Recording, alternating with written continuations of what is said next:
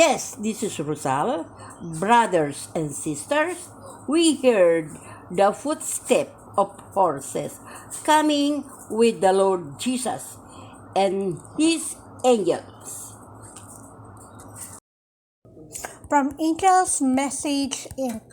Rosal Rabi, Exodus 24, Pangalawang Utos. Huwag kang gagawa para sa iyo ng larawang inanyuan o ng kawangsman ng anumang anyong nasa itaas sa langit o ng nasa ibaba sa lupa o ng nasa tubig sa ilalim ng lupa.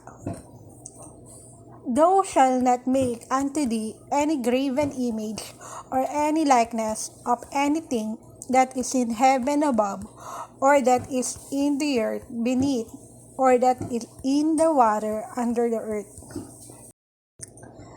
From Angel's Message Inc. Rosal Rabi, Exodus 25, Karugtong na pangalawang utos. Huwag mong yuyukura sila o paglingkuran man sila. Sapagkat akong Panginoon mong Diyos ay Diyos na mapagdigbuhuin, na aking dinadalaw ang katampalasanan ng mga magulang sa mga anak hanggang sa ikatlo at ikaapat na sali ng lahi ng mga napupuod sa akin.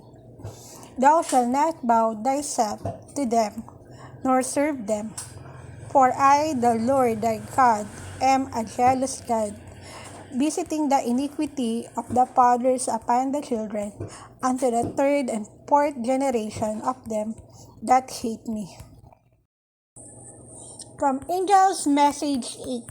Rosal Rabi, Exodus 26, Karugtong ng pangalawang utos. At pinagpapakitaan ko ng kaawaan ang libo-libong umiibig sa akin at tumutupad ng aking mga utos.